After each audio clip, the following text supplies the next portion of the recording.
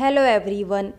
आज की कहानी है माँ की सीख। कहानी अगर अच्छी लगे तो लाइक करें, शेयर करें और प्यार भरी कहानी चैनल को सब्सक्राइब करें।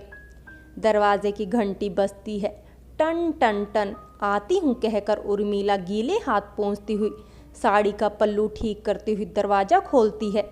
सामने बेटी काव्या को सूटकेस के साथ खड़ी देख वो भी अकेली अवाक रह जाती है, क्योंकि काव्या ससुराल से मायके जब भी आती थी पूर्व सूचना देकर या भाई के साथ ही आती थी। पर आज अचानक उसे देखकर कुछ पल के लिए खुशी के भाव उर्मिला के चेहरे पर आए, पर असमंजस स्थिति ने उसे फिर गंभीर कर दिया। माँ कहाँ खो गई? बेटी को घर के अंदर भी नहीं बुलाओगी क्या? अरे हाँ, मैं भी पागल हूँ। आ बेटी आ, अंदर आ, आराम से अपने कमरे में बैठ, चल वहीं बातें करेंगे। तुझे अचानक सामने देखकर सोच में पड़ गई थी कि तू बिना बताए कैसे चली आई। माँ हूं ना तेरी, चिंता तो होगी ही।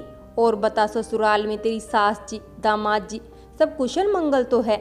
हाँ हाँ, मुझे भूख लगी है, पहले पेट पूजा फिर काम दूजा।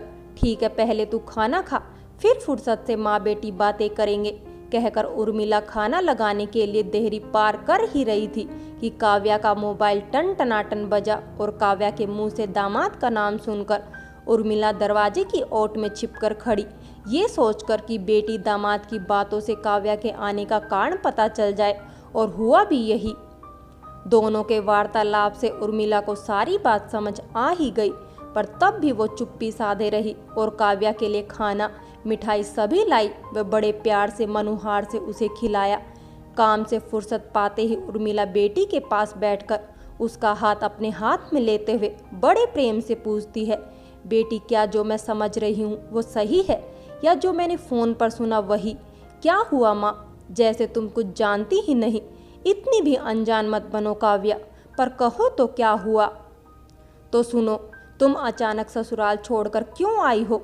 माँ, मैं उस घर में नहीं रह सकती, वहाँ मेरा दम घुटता है, मुझे आज़ादी चाहिए। पर काव्या, दामाद जी तो बहुत सरल है, वह सास भी तेरी तुझे बहुत प्यार करती है, फिर कैसा बंधन? माँ, आपको क्या पता, ये तो मैं ही जानती हूँ मेरी सास रानी कैसी है। पर काव्या, रिश्तों की डोर इतनी कमज़ोर नहीं होती कि जब चाहे तोड़ दो और जब चाहे जोड़ लो। कुछ भी कहो माँ, मैं वहाँ नहीं जाऊँगी। बेटी, छोटे मोटे झगड़े कहा सुनी तो घर परिवार में होती ही रहती है, तो क्या ऐसे में विवाह जैसे मधुर बंधन को तोड़कर मायके में आकर रहा जाए? ऐसे नहीं होता काव्या। रिश्तों को निभाया नहीं, जिया जाता है, तभी तो वो मधुर बनते हैं। माँ, आप कुछ भी कहो, मैं अजय की माँ के साथ नहीं रह सकती। वो मेरे हर काम में हस्तक्षेप करती हैं, मैं सहन नहीं कर सकती। माँ, मुझे कतई पसंद नहीं कि सासू माँ हर समय बेटे के आसपास मंडराती रहे, खाने पीने को पूछती रहे, कब ऑफिस जाएगा, देर से क्यों आया जानती रहे।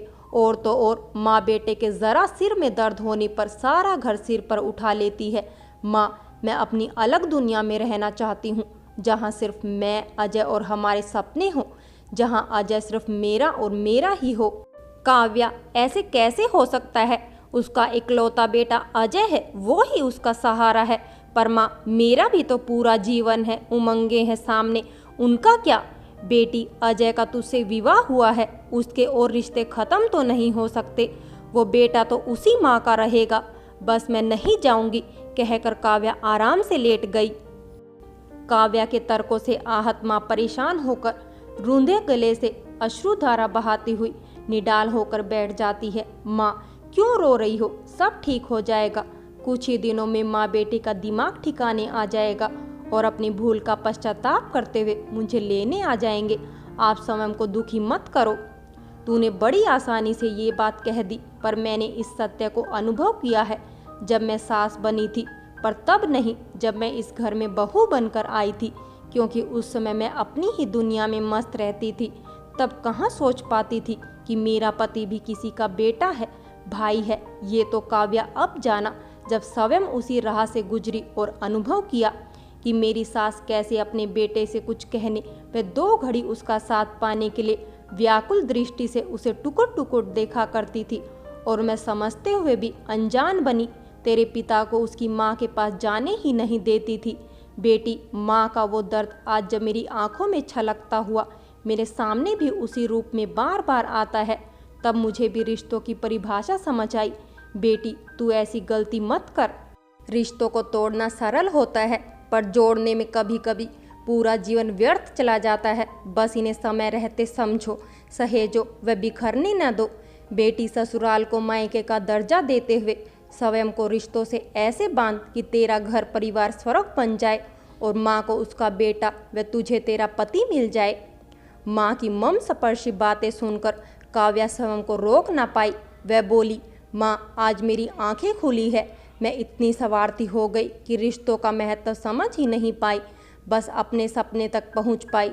पर माँ, जब जागो तब ही सवेरा, ये ही तो कहा करती हो आप। अब मैं जाग गई हूँ और काव्या खुशी खुशी अपनी ससुराल लौट जाती है, रिश्तों को नए सिरे से संवारने, उलझी लटों को सुलझाने। फ्रेंड्स, कहानी अगर अच्छी लगी हो तो लाइक करें, शेयर करें और प्यार भरी कहानी चैनल को सब्सक्राइब करें।